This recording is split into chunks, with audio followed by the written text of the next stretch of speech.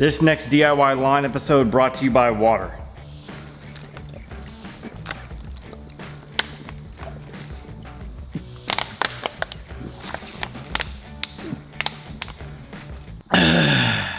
And lots of it. Lots and lots of water.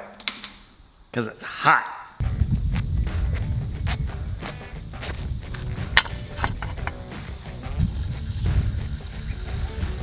So let's talk about water on your lawn.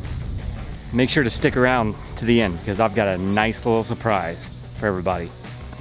I shut the old school sprinkler down, put it away because the wind is blowing it all over the driveway and nowhere near onto the turf. So, and a costume change later because nobody wants to see pit stains. Let's discuss how much water your lawn actually needs. The general rule of lawn care is 1 inch to 1.5 inches per week. So if you're using an old school sprinkler like what I've been using to hand water my lawn, or if you've got an in-ground irrigation system, you need to know how long it takes to get 1 inch out of that onto your lawn. In order to measure that, you can do the Tuna Can test. Now, Allyn did a great video on this. I'm gonna link that in the description box below and the eye icon at the top. Go check that out and see how to do the Tuna Can test to figure out how long it takes to get 1 inch out of your irrigation system onto your yard. Now, the other general rule for lawn care and watering is you want to do it deeply about 2 to 3 times a week instead of daily. If you water daily, you're going to cause a shallow root system. Shallow roots, they can dry out faster, which in turn will cause the turf to be weaker. By watering deeply 2 to 3 times a week, you're going to cause those roots to drive down deep and chase the water that you're giving it. Clouds are a nice welcome break from the sun beating down on me, and I'm sure the lawn's thinking the same thing. And there it goes. And it's back. And there it goes again.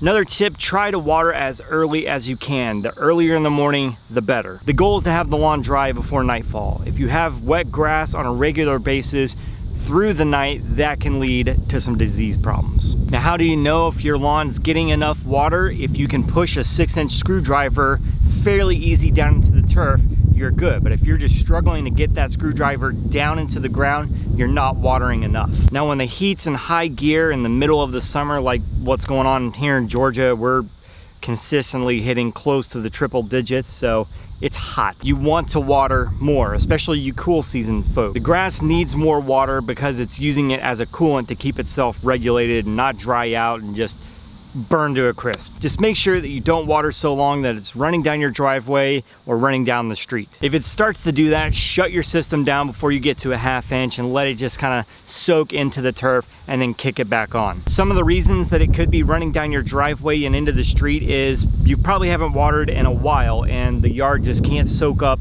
all the water that you're giving it. That, or you have compaction issues. And if you do have compaction issues, that's why we're gonna go at it with the Compaction Cure. Compaction Cure, again, is the highest rates of RGS and Air8. You're doing 6 ounces of RGS per 1,000 and 9 ounces of Air8 per 1,000 square feet over the turf. And that's what I'm doing in the backyard in preparation for the fall overhaul. So stay tuned for that. But that's the Compaction Cure, the RGS and the Air8 at the maximum rates. And these are the exact same products that our pro customers are using to fix compaction issues as well. The difference being they're getting them in much larger containers than 2.5 and 1 gallon sized jugs, and they're spraying out of something much, much larger than the unicorn sprayer. I think it needs a bath. Now it's time for that nice little surprise I promised you. Are you ready? Wait for it. Wait for it.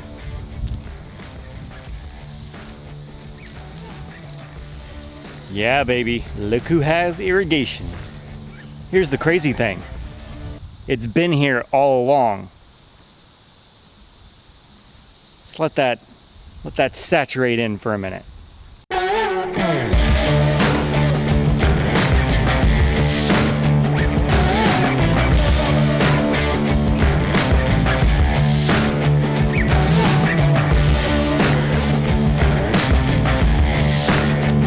I know what you're thinking. What the crap, Castleberry? You've had irrigation this entire time and you haven't been using it?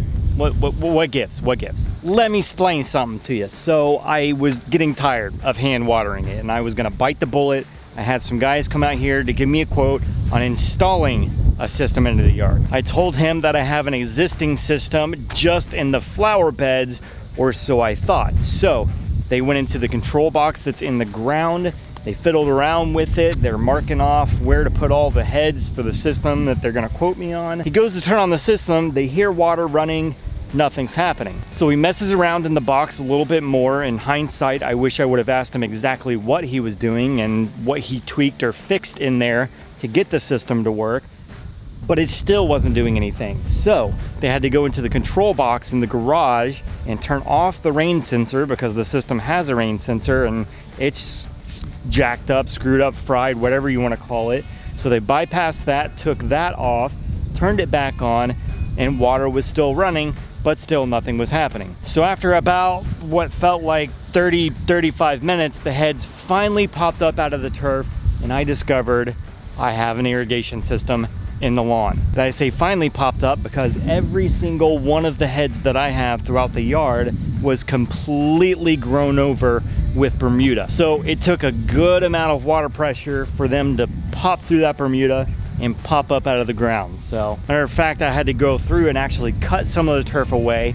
And on one of the heads, I swear there was probably dirt and turf about an inch and a half maybe on top of it. So from what I can gather, the previous homeowners just never ran the system except for the flower beds right through here on the front, because these heads, like I said, were just completely grown over. So just tells me that they never even flipped them on. So I had no clue that those heads were even there. So it's the entire side yard right here. All of the front yard is irrigated. I have one in the middle way out there.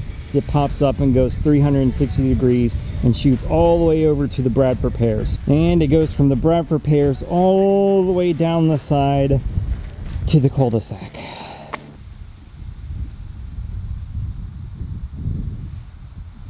I even had to ask my neighbor across the street over there if I was crazy for not knowing that this system was here.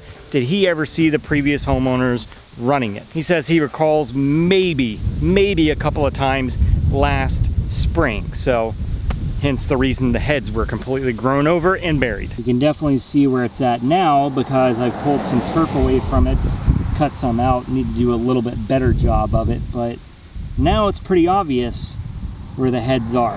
But I mean, I literally had to cut some out and scrape some of the dirt off of it before it could really just pop up without a problem. It's kind of interesting that I'm discovering this now in the month of July, because July is Smart Irrigation Month. Who knew? And I know this because our company is part of the National Association of Landscape Professionals, and they've put out an email here recently, a monthly newsletter, talking about irrigation and how to make it more efficient.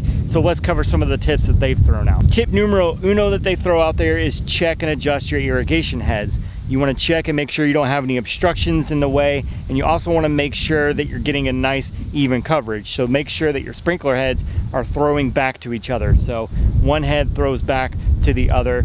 That'll ensure that you're getting nice even coverage of the water onto your turf. Tip number two that they give you, check your water pressure. If you have too much pressure, it could just pump way too much water out too fast and cause some runoff, or even worse, it can just cause one of the lines to bust, and then you have a nice soupy mess on your hands. Tip number three from the National Association of Landscape Professionals is check for leaks. If you have a leak in your system, that can cost you thousands of dollars. And not only that, it's just a huge water waste. So make sure your lines aren't leaking, make sure a head isn't cracked, anything like that. And the fourth, fifth, I don't remember what number I'm on. The next tip that they throw out there is to winterize your system. You want to flush all the water out of the lines before the cold temps come, because you don't want that water freezing up in the lines and then causing you headaches later on down the road. And do all of this annually. You want to stay on top of this and make sure that your irrigation is working top notch